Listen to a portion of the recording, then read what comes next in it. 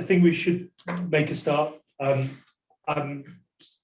you probably gathered, I haven't got my glasses on, so I'm struggling to see the slides or the pictures. So excuse me for looking rather vacantly at the camera. But today, as you're aware, we're here to talk about Ramadan in the workplace. But by way of introduction, I'm an employment lawyer, and my name is Adam Haines. I work across Chester and Manchester. I'm joined by Ikram Malik, business immigration partner, working across all our offices, and I'm also joined by Jane Dearsley from our HR team at Aaron Partners. And the idea about this is to sort of discuss some of the challenges and issues. But sort of to give you a background as to why we're doing this event today is that Ikram and I have worked together for nearly 2 years now. And when Ikram came to the firm, we're working together in the Manchester office. It was apparent that I had a very limited understanding of Ramadan and the culture and some of the impact it has on everyday working. So we really wanted to do something to sort of try and increase awareness of it and to better understand Ramadan from an inclusive perspective and how to really get people involved and get the best out of people during this period. So as I said before, it's an interactive session, so please feel free to ask any questions and jump in at any stage, and we'll kick it off. Great, and we have the next slide, please, Charlotte. Yeah, so as Adam's already sort of mentioned, feel free at any particular point to come in and ask a question. We don't necessarily want to wait till the end and then sort of keep it interactive. So if there's anything that comes to mind, put your question either in the chat or, of course, just shout out, and it'll probably make it a smoother running for us. So just a brief background on Ramadan itself from an understanding sort of perspective of why it's there and then the information. So it is the 9th month of the Islamic calendar, and it's based on the lunar calendar. And the joke that we've already had when I put this slide there is, Adam said to me, "Who's she?" So the lunar, who is she? So you can imagine the kind of work that we sort of do together. But yeah, so basically it runs on, of course, the lunar calendar and commences on the night of the end of the month, that's Shaban. And then that's the start of course, then the new moon. So, and what you find is that it will commence sort of around sort of 10 days earlier each year. The reason for that is, again, the shorter calendar that you have. So it's either 29 or 30 days. So there is an element of uncertainty around sort of when it's going to start. And I'll sort of cover another element of sort of uncertainty, why it's there and why it may sort of start on 2 days as such in the UK. And this is why you have two different sort of, not two different Eids, but Eid celebrated on 2 different days again by your employees in the same organization. So it's really interesting from an employer's perspective and understanding that side of it. So the month itself is remembered in the month in which the Prophet Muhammad, peace be upon him, received the first revelations that make up the Quran. And what Muslims tend to do is they fast during the month. And there is more to it, of course, which I'll sort of cover in detail as well as fasting and the objectives behind it, which sort of from a personal point of view, some objectives that I might have and may differ from another individual purely because of sort of the purpose why people fast around it. Can we have the next slide, please? Okay, so fasting and then sort of what's involved. So the element of fasting is the 4th pillar of Islam. It's obligatory on all healthy adult Muslims to fast. They will fast, so you'll find that your Muslims will fast from dawn to dusk, which means that in certain times of course the year, the fast, the element of it can last around sort of 20 to 21 years, hours, not 20 to 21 years. So it's around sort of 20 to 21 hours. And then any sort of missed days of course fasting have to be made up after and then on the days that fasting is permitted.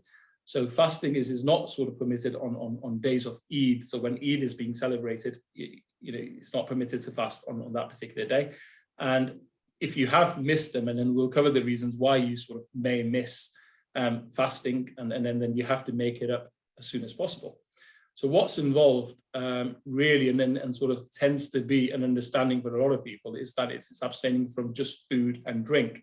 And Adam and I were just having a chat around this area. So it's of course abstinence from food, drink, smoking, any sort of impure sort of thoughts or sort of sexual acts during the hours of fasting, which sort of takes it away from the element that it's not just, you're not just depriving yourself, or it's not just the purpose is just hunger. There is actually the spiritual element to it. And I'll sort of explain what a day looks like in shortly, and where that spiritual side sort of comes in, other than just depriving yourself of sort of food and then drink during the course of the day. And you'll find that I've got the thing highlighted there in sort of bold to say, no, I can't drink water, because for the last, I'll say at least, without giving my age away, for 35 years, I mean, I've been asked that question, but can you drink water? Or there's an understanding when I was playing cricket, in terms of the thing that water drinks and then stuff will come out, and then I'll be like, no, I actually can't even have water. So that seems to be the sort of thing where it's completely staying that's away the from most common misconception, is that people assume it's just food. But when we've been talking about this event, that's 90% of people don't understand that you can't drink any water during those hours as well, which has huge impact for people. Which reminds me, I mean, you fasted, didn't you, on one day sort of last year, and it was, I mean, at the start. So what we tend to do is when we're working from our Manchester office, either I'll call Adam or he'll call me, and we'll just say, do you want do you want coffee on the way? So he rang me not once after me telling him I'm fasting. He'd ring me a couple of times again later down the week or next week, and I sort of had to sort of remind him that I'm fasting. To stop asking you the same question. Absolutely. Get the making me look like a really nice person. Nice. Next slide, please. Okay, yeah. So when I said it's sort of obligatory, there are always sort of exceptions to that rule. So you've got minor children who are sort of, it's an exception, they don't have to fast. Although children will sort of start fasting from a really young age. So I remember, I think it must have been about 8, 9 when I sort of first kept a day of fasting, or sometimes you'll even have a shorter day of fasting. So you grow up in a household, you've got your parents, your older siblings that are fasting, and it's something that you sort of want to do or be able to go into. I remember at school, go in and then show off to your friends that I'm sort of fasting today. So, and then you tend to sort of keep a shorter fast, but you'll find that, some sort of children tend to do it. More regular ones, and then sort of regular sort of fasting where I'd say the full duration of the day, or attempting to do the full month, started around the age of 12, 13. So it was a build-up that I sort of started doing it from there. So children sort of tend to fast as well.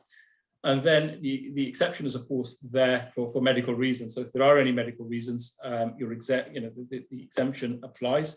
And that is any sort of medical reasons that you may have, physical, or if obviously, mental health, and you're not a person of sound mind. If you don't understand that you are actually observing a fast, the exception is there. And I think the key thing with all of these exceptions, with the other ones I'll sort of highlight as well. So obviously, menstruating women, women that are pregnant or breastfeeding, or elderly people for of course, health reasons, if they're not able to fast. Again, there are sort of two sort of things to look into there. Is it something that's permanently there why they're not able to observe a fast, or is it actually just during the month of Ramadan? So I could actually be, and then in these times, it could be COVID, could be one of the reasons why I'm not well and I'm not able to fast. What that, of course, then means is that I have to make up for that fast later on. And from an employer's sort of perspective, it's quite sort of, it's that understanding that some of your employees may have missed, some days of fasting, and they are required then to sort of make up for those days during the course of the year. The sort of common sort of view, and then more sort of popular view, is that you make it up as soon as possible. But from practice, or what I hear from friends, or certainly sometimes where I've had to do it, you sort of tend to fast in the winter months because the day's a bit shorter. So I'm not sure if we are cheating in doing that, but the requirement is to sort of make it up. So yeah, avoid the longer days really, and then make it up when it's a bit easier to fast really.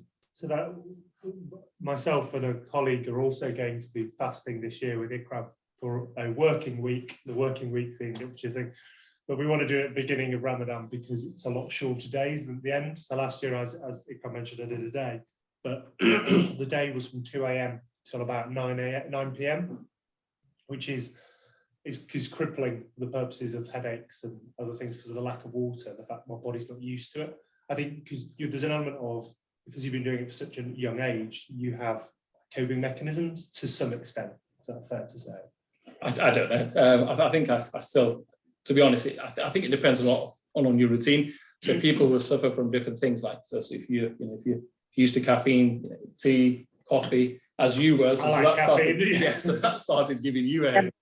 So I mean, I'm okay. I'm not a coffee or tea sort of drinker, so I find it a lot sort of easier to sort of get into. But it's sort of strange. So the first few days, and then we'll come into sort of what a day looks like.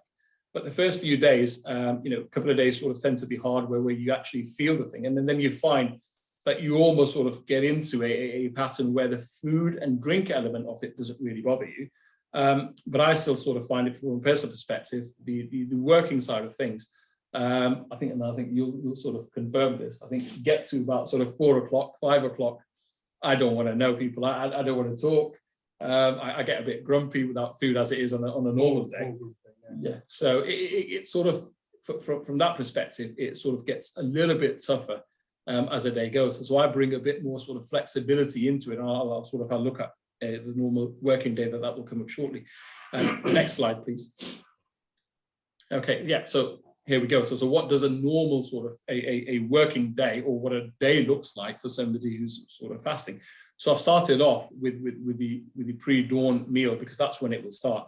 And it really, I mean, the time variation that I've got from sort of 1 o'clock to 3 o'clock at the moment really is because of the UK in the summer, and the elements of twilight, and they're not being the darkest, you find that there is a sort of a varied time from in sort of between after sort of 1 o'clock or 1:30 up till sort of around 3, or just perhaps just beyond, even a little bit past 3 o'clock, where you pick a time with the sort of twilight, and then you choose a time where you would commence your fast, i.e. you would stop eating. And then you have your morning prayer, which is of course before sunrise. And I've highlighted the sort of, there are 2 other prayers that may fit into a working day. One of them is a sort of a mid sort of afternoon prayer, and the other one in the summer tends to be after sort of working hours, so can be covered outside of course work hours, but it's quite common that so you've got your 2 during that time, and then again, so sort of from my perspective, after the morning prayer, there's the element of the recitation of course the Quran, and then by that point you're reaching a time where I've got to sort of get my kids ready for school, so I'm getting them ready and then dropping them off at school and then coming into work. So what in that perspective, what I sort of tend to do is I'll start working around sort of 5 a.m. I'll do about 2 to 3 hours of work at that particular time, and it's great to have that flexibility because I feel like I'm a bit more energized at the time. The fatigue really hasn't kicked in. Get a bit of work done and then try and finish early. So that's one of the things I think, it's the understanding element of it, that you, if you have working hours that are strict from 9 to sort of 5:30, it can be sort of difficult to manage that. Or if you do have that, then how do you sort of manage your employees around sort of 4 to 5 o'clock? And that will depend on people's individual sort of needs. Some people tend to sort of get their sleep in, and they prefer the 9 to 5. They're able to go in and then sleep again. So with that working sort of day comes to an end, and then you get to sort of the evening time, sunset and sort of dusk, and you've got your so the element of breaking your fast. You're able to eat food and then have a drink, and then it's the prayer again. So at that particular point, and then there are sort of 2 more prayers after that. So you have your late night prayer, one of which is sort of course mandatory and obligatory that you will pray. And the other prayer, which is known as the Tarawih prayer, which again, so men tend to sort of, and men and women actually sort of tend to go to the mosque and offer Tarawih prayer, which sometimes by the time you sort of finish the prayers, you're coming home around sort of 12 o'clock. So it's a full cycle in a day if you look at that. So then, if you look back again to the starting point where the pre-dawn meal is around sort of 1 to 3 o'clock, you can see that there is a real sort of element of sort of, deprivation of sleep in that sort of period. And I think Adam will sort of vouch for it. I used to have power naps in sort of the day. So around 3 o'clock, and as I said, so I started 5 o'clock, and I could sort of, have a nap 3, 4 o'clock, half an hour, and then that was in the office on days that I did that, or I ran to my car and then had a power nap for about half an hour just to get your energy back up and then sort of bring that in. But I think there's a real element of where you can have flexibility, and in some jobs you can't really have flexibility, can you? So it's interesting from that perspective. Yeah, and that sort of leads into the next slide. So if you possibly bring the next slide, that'd be great. So I think from my perspective, when we did a note in working with you, it's the headaches for me that's about 2, 3 o'clock, blinding headaches that prevented you from concentrating. So trying to look at documentation for a period of time was really, really hard. And I think that's when you tended to go off and have a sleep and sort of try and weather the storm. It's about being productive.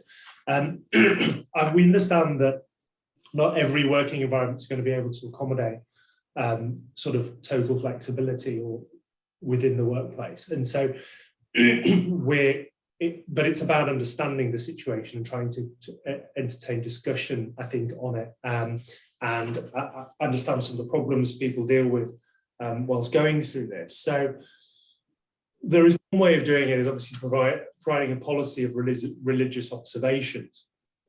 They tend to be relatively rare, but if you actually, what they do is they basically explain and they sort of tie in with flexible working policies, dignity at work policies, and annual leave policies, with the main purpose showing flexibility and the ability by which to encourage discussion and transparency on the circumstances. So, well, actually, what challenges do people face when following religious holidays? So it's not only just Ramadan, but you also have the same issues with Shabbat. A colleague of mine at a previous company used to always work from home on a Friday, which they were able to accommodate on the basis that he had to be home before sundown. So, but these understanding these only come from transparency. But by doing so, you're creating a far more inclusive workforce and a far more inclusive working environment. It also, I think, helps from my perspective hugely on a broadening of understanding and education perspective of actually being able to understand some of the challenges that Ikram goes through when it's fasting and able to try and help when possible. But I think what this is doing is it's sort of creating an awareness of the circumstances and how to encourage debate. So have a think about your workforce and some of the religious holidays that take place throughout the year, and maybe get a better understanding of the barriers, the problems they have, and where possible, try and work in flexibility. The fact is that they're still expected, people are still expected to perform their duties, they're still expected to provide effective service. So, but it's in everybody's best interest if you can have an employee that's performing the best output during this time, but also still helping and supporting them during that period. A rigid approach without justification for doing so is potentially going to expose you to potential discrimination claims on grounds of race or religion.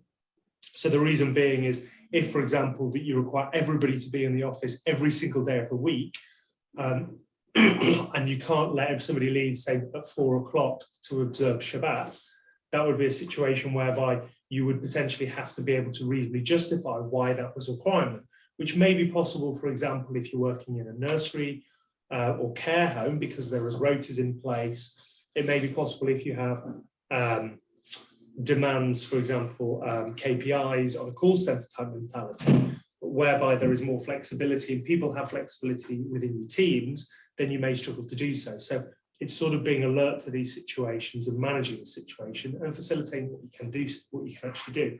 I think we're going to go on to, can we change the slide? I think go on to some other examples. So Ikram sort of mentions and touched upon some of the performance issues. We're maintaining high levels of performance given the job you do. Do you want to go into a bit more detail of how it affects it? Yeah, so I think the key thing is, again, the type of job that you do. So I mean, some aspects of work have the physical element. I mean, what I do sort of has a sort of a mental element where you're advising clients, and then so it's a different type of fatigue that you go through. Or even to the point that if you've had a sort of a busy day, the performance level towards the end of the day might be, sort of significantly drop. And I think it's more important sometimes for when you've got junior staff, because they're not always comfortable. I mean, although they should be really comfortable in coming forward and explaining this, but I certainly remember if I was, in my sort of early days when I was a paralegal, a trainee solicitor, or a junior solicitor at the time, if there was such a thing, I almost would have felt that there's that reluctance to come across and say, look, I've got this thing, because you're thinking, well, I'm fasting by choice, so should my employer have to accommodate this thing? So there are sometimes individuals who will come and ask for that help and say, try and understand, and that this is something that I can't do. And there will be individuals who will be sort of struggling to do it, but sort of to do that. And I think that's one of the points to sort of get across. And it's about really knowing your workforce, as of course, if you're managers or if you have people working in an organization. I think it comes from really knowing how they sort of operate and then having that relationship with them to see where performance levels are sort of, affected, and if there can be flexibility to try and offer it. Yeah, and I think the thing is about arranging meetings and things at times that work. So when I'm fasting as well, we've potentially got some networking events to attend. It's just how we manage those and how we keep up with a workload whilst also being considerate. I mean, it's a good point to sort of. I'll come back to sort of accommodating holiday requests, but something about an event, and then we had that it was the networking event that we were looking at. In terms of going to, and I think I dropped you an email saying, yeah, I'm not going to go to the sort of the lunch events and other events, sort of dinner events during that period. And the sort of the reason behind why I would do that, and I think we had an example of that at work last year as well, where I'm absolutely fine sitting on a table where people are eating or having a drink. It doesn't bother me. It's a choice that I've got. But I found if I go and I announce that I'm fasting, I think it's the element of making somebody else uncomfortable. And the same thing happened to you. You left the office last week to try and sort of have something to eat or coffee. You almost felt like that you can't eat or drink in my presence. And it was that element of it, that why should you have to sort of, change for me? And then that's what made me uncomfortable. Whereas I think your experience was a bit different. Yeah, I was conscious of eating in front of Ikram when he's fasting, because it just didn't seem fair, or quaffing my coffee quietly in the corner. But it's about, we've had to sort of discuss it, understand what's best for you, what's best for me, and how to actually work with it. Because the last thing I want to do is make Ikram feel uncomfortable. And so we sort of had to have these conversations and understanding, and through understanding, we've been able to work through it.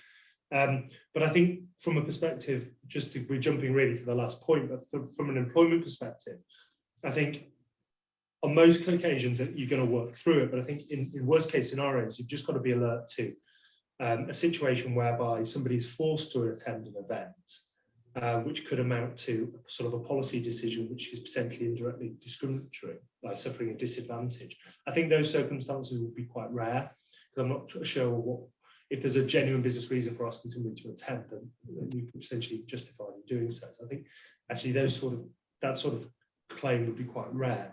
However, there is potential for a harassment type perspective, which is if I came to you and said, I'm not comfortable going to an event whilst I'm fasting, and the company said, well, actually, and I think you've come across this, you need to attend this event, for example, because of certain business reasons for doing so, then I think you need to have a dialogue with the individual as to why they're uncomfortable in attending that event, because it may be due to this unwanted attention, due to questions that makes them feel uncomfortable.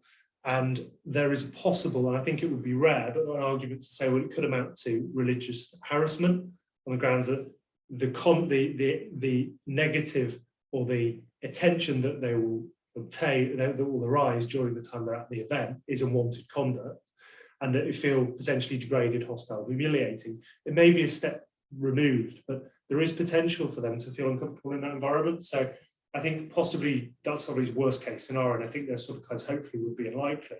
But I think trying to understand what the barriers are, how to help them in that environment, how to put in place a situation whereby they can attend the event, but they don't have to sort of justify the situation, or maybe they attend the bits before but don't attend the meals, or they find a way around it. I think, again, it's all about encouraging discussion.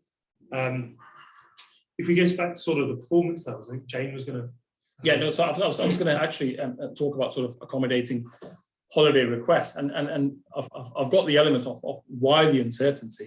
So as explained earlier, because it runs on sort of the lunar calendar, so we don't find out that Ramadan is actually starting until the sort of night before. And there is an interesting element, which I said at the start, I'll sort of mention again, why it sort of starts on 2 days again, without being too contradictory on the subject itself.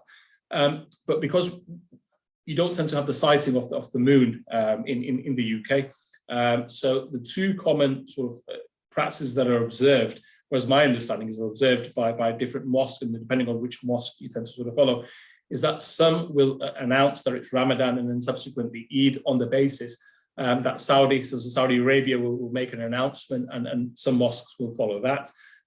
Other mosques, and then one that I certainly sort of go to, and I'll start there, will go with the nearest sort of Islamic country and announcement from there. So in that, without being contradictory, I mean, there isn't a right and wrong. But again, so it's sort of interesting where you may have a workforce, and then there is a divide that somebody starts their Ramadan a day before, and then somebody starts their Ramadan the day after, which also means that the request for holidays for Eid may come in, and then again there's uncertainty. So whether it's going to be a 29 sort of month, 29-day month, or a 30-day month, there's that request, and one of the solutions, tends to be that a lot of people might sort of want to book, and then as an employee you say, well, book 2 days. But the challenge I see as an individual, I mean, it may be that because there is this Eid, there's also another Eid. So you're booking 4 holidays rather than sort of having to book just 2. So I think the important aspect of it was to say, well, do you have a sort of flexibility in cancellation of your holidays? Because I may have put requests in for 2, but if Ramadan doesn't start, can I inform my employer the night before and actually say, no, I'd like to come into work because I'd like to use this holiday later on? And then the same for Eid, it's the same situation. So I think, Jane, from a HR perspective, how do you see that? I mean, what's the challenge if you were faced with those sort of requests coming in, and then having that uncertainty? I'm guessing that presents a certain challenge to you, doesn't it? Yeah, I suppose from a kind of employer's, apologies, I've got some drilling, so if you can kind of hear me, obviously typical when you're just on a Zoom call. I think from an employer's point of view, it's kind of referring back to policy, if you've got another leave policy, because it might be the case that you've got cancellations probably not specifically around the holiday anyway. Somebody might put a holiday request in and leave it. So it's kind of having a consistent approach as an employer with regards to obviously cancelling holidays. So it might be you want to put something in a policy just to make it abundantly clear. I think also depends on kind of your team, how well you know your team, and obviously having that conversations prior. It might be the case that you can obviously have a little bit more flexibility within the team because they're aware of obviously kind of the team dynamic and maybe move some resources around really. I'd kind of just really like emphasize kind of using HR, having that understanding of kind of trying to be as more inclusive as possible. And obviously we're not saying that obviously it's always guaranteed to get a holiday request, because at the end of the day it's up as a business reason as well, so obviously we can't unfairly treat anybody else. So it's, like I said, just being consistent really across the board. I think that's the big thing from a legal perspective as well, is that you have a consistent process in place, but you also turn your mind to exceptions and just don't say this is the policy, that's it. Because I think the issue with the holiday request point is whether it's indirectly discriminatory, because there's a policy that potentially disadvantages people of a religious observation as a consequence. So therefore that fits within the need of indirect discrimination. So if it was ever challenged, it would be whether it falls within a proportionate means of achieving legitimate aim, to say, if you want to last minute cancel the holiday, what's the justification for doing so? So the justification for refusing the late minute request may be that you have rotas in place, maybe that you have got cover in place for the schools, maybe because, and there could be very much legitimate reasons for doing so, but I suppose if you're going to make that policy decision to reject those last minute requests, then having justification for doing so is probably quite an important point. Sorry to interrupt. I think it's also good to know kind of morale on team as well, because obviously you don't want to kind of treat anybody differently. So for example, if they put in a 2-week holiday and then they cancel the day before, and somebody else in the team couldn't get that particular day because there was a last minute cancellation, it's kind of just understanding the wider impact if somebody was to book leave that they didn't necessarily mean, and obviously appreciating the situation that you're not going to know until that last minute, but it's just kind of being clear on really how you're going to deal with that when it does arise. Yeah, I think that's hugely important. I think the example sort of it comes to mind. I mean, although I haven't come across it, but for practical reasons, you can have a situation whereas in a team I may have put a request in, and because we're only allowed to, as part of a team, we're only allowed to have a certain number of people that will be off. So I could have put that request in really early. And because we've got, say, X amount of people, so 6 people have already booked off and no more can take a day off. And we have Adam who now wants to put in a request for that one day and says, well, can I have this day off? Now, his request is going to be declined on the basis that we already have 6 people on there. So if I cancel the day before now and that request is granted, I think the key thing is, I'd like to think we have a good enough relationship where it's to sort of understand, but it can sort of impact team morale as well, because somebody whose holidays request is sort of cancelled because they weren't able to have it, so they changed their plans around it. But then, you know, the night before, you find that all of a sudden, oh, I could have gone. So you can almost have that thing to where somebody can't you to say, well, my request was denied because of this one person, and now they haven't even really taken a day off. So, but again, yeah, it's about communication, understanding, and discussion around it, which is so important. I think just to jump, there was a case a few weeks ago that was held in a Manchester-based case against a law firm, whereby an individual had been off for, I think, 2 weeks, or around 2 weeks for COVID, and then it was the Jewish Passover, which is the Jewish festival, whereby you're not allowed to work during, I don't know in a lot of detail, but a number of days. The company made a decision that they cancelled his holiday and required him to come back into work immediately. And that he brought a claim for indirect discrimination on the basis that that policy decision disadvantaged him, and there wasn't a proportionate means of achieving legitimate aim. The law firm said that they had business reasons for requiring him to be in the work, which is why they cancelled the holiday.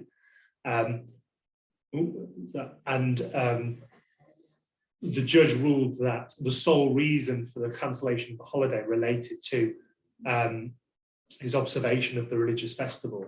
He was barred from working for that reason, and that's why he'd taken the holiday, and that the company had insufficient grounds to argue there's a business reason for forcing him back into work, and then there was an award of, I think, £22,000 made towards the employee on the basis of indirect discrimination. So that's not meant as something to worry about, but it's about having that understanding and not having a rigid policy and thinking about it on certain points. But if you are making a decision to permit an exception, then they need to make sure that's communicated properly and or is covered off in your policies that makes clear why those perceptions are made. Because on the whole, you're probably not going to be able to make that, maybe not able to make that exception all the time, but on certain times you may be able to. So it's understanding each case and analysing risk.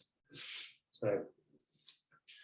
yeah, I think that we want to deal with the attending events. I think I think we dealt with that. Yeah, well, so. we dealt with that. I mean, so if there are any questions, of course, we'll be happy to take those.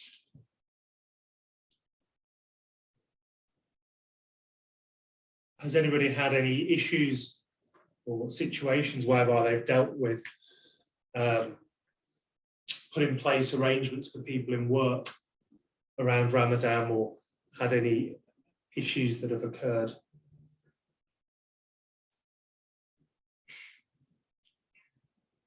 Doesn't seem to be the case. Yeah.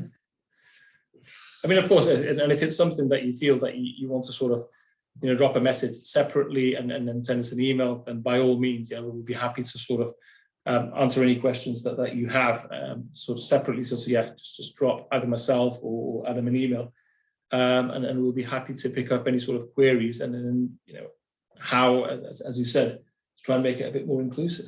Yeah, I think we should get Jane to do the fast as well. Yeah, Jane, are you joining in? So I might lose some weight before all my weddings. Maybe I should.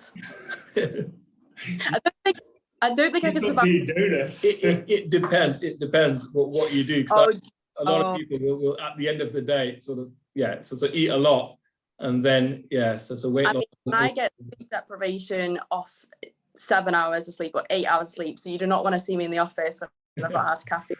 So maybe not best in HR really. I don't know if I'll be a bit snappy with people. That'll be all right. That's okay. I want to have I think you need to keep a diary, Adam, of that'd be really good if you could keep a diary of kind of how you felt. Very grumpy, I would imagine, even more so than usual. Are you going to send a little message to your clients to say, I'm partaking in this? And well, we might well do something. Well, Simon Maudsley's doing it as well. So okay. He only found out last week he couldn't drink water despite telling me 6 times. So that was the reason there. No, I can't drink water, because he just turned around and said, "Oh, that's okay." And then he went, "What? I can't drink water." Almost surprise element to it as well that you've got. So that's why it was there, because it's always comes up, and you would think that you'd be able to sort of drink water, but it gets sort of tough in sort of summer months because it's a longer day. Yeah, Sarah, I think you have a question. Yeah, so just a quick one. I work for a care company, and we've only had 3 flexible working requests through Ramadan. So for us, it's been quite easy for us to accommodate that. But obviously, we're supporting people 24 hours a day. So the business needs means that we have to have enough staff on shift to be able to do that. I was just wondering how other businesses might cope with that if they have more, a lot of flexible working requests that really impact on the business needs of the company. Yeah, I think that's a really, really good question. I think that the business has got to be able to provide effective service. Otherwise, you're going to have health concerns and serious issues. You're not going to be competing with your ratios, etc. So the business can only make a certain number of exceptions, which any reasonable tribunal or employee is going to see. I think the way you're going to have to deal with it, though, is you're going to have to make a decision as to whether you deal with it on a case-by-case basis, so the first person, or whether you are proactive and perhaps go to the team and say, look, we can't accommodate this for everybody, but what we will do is, it's without understanding in a bit more detail about how you can do it, but say, this is what we're going to do, and we try and make it as equal to everybody as possible as to how you implement it and how you, because I assume you'll balance shifts for people and where possible. So perhaps you say for 2 days a week or 3 days a week, this is the shift pattern that you'll get, but the remainder, unfortunately, you're going to have to work this pattern and then balance it. I think that would, but I think probably working with the employees is also really important, because you've got to be careful to make what assumptions, because their routine might be slightly different. Is that fair to say? Do you? Yeah, so I think away from sort of the employment laws, I think again it's speaking to your employees, as I said. So my working day or my preferences will be very different to theirs. That tend to sort of catch that sleep again. So they may be able to sort of do that rota a lot better than I would. So I think again it's the key point is that communication, and have that communication sort of early, each year, and then sort of understand what the needs might be. Because I think that's the biggest issue I've found with where it's become problems in the past, is it's seen as people only pick it up sort of a week or so into it, and they're then catching up, and there's sometimes been a reluctance to deal with it because people haven't had the information and then feel caught off guard by it. So, well, actually, our service delivery is faltering as a consequence. Well, I think the sort of fault there on both sides, which is perhaps picking it up early, dealing with it, which is what you seem to have done, Sarah. Sorry, my eyes terrible. I can't. How have the workforce been? Have they been? There's a question. Can we come back to Sarah? Sorry, there's another question. We'll come back to Sarah. We're just conscious of time. So it says, I mean, how do you manage dehydration as you're not able to drink water? Does the office environment temperature have an impact on this? Well, yeah, I think it's again, I think from a personal sort of point of view, I mean, I don't find it particularly difficult. And I think that's the point that you sort of made earlier, that having done it for a number of years, or perhaps, I don't know whether you get used to it, but I think the key thing is sort of that hydration at the end of sort of, so when you're able to break the fast, the period, make sure that you're hydrated. So sometimes the type of drinks that you may have I mean, I do this now, but I used to play cricket before, and then, you know, sort of I would continue to sort of play cricket in the summer months. And, you know, it's sort of done in professional sport now as well. So we've seen the likes of, sorry, I'm a Liverpool fan, so I'll have to give the examples of Mo Salah and then Mane. And we saw some players from Crystal Palace and a few others, Leicester City last year, where there was a pause in the game for them to have a break. So I think it's even challenging for somebody, elite sportsman at that particular level, to sort of do it. But there are sort of ways how you manage it. But it's a good point about sort of the temperature that you would have in the office, Yeah, which was the case in our Manchester office. we giggled because we had a problem with our heating, so the temperature was quite high in our Manchester office. So that was sort of a bit of a tender issue for us at the moment. But that's the hardest thing. That's what causes the headaches and why it became so difficult about sort of 3 o'clock. And then as a consequence, you then feel more and more fatigued. But unfortunately, well, there isn't a way around it other than sort of trying to manage it. So you have water by your bed in the night and eat when you can and take advantage of it. It's little and often more. Yeah, and then the other thing what I'll sort of tend to do is again, because you're not able to sort of drink water, but you can sort of rinse your mouth or put it around sort of your face. So if it does get too hot, or I'll go out of the office. So if the office doesn't, and so when we're in the Manchester office, say for instance, we don't actually have so it's not a window where air sort of comes in. So I'll go out for a 5-minute, 10-minute break because that sort of sometimes tends to help. So again, it's about sort of understanding the individual's need, who might need to take a 5-minute break or on that time.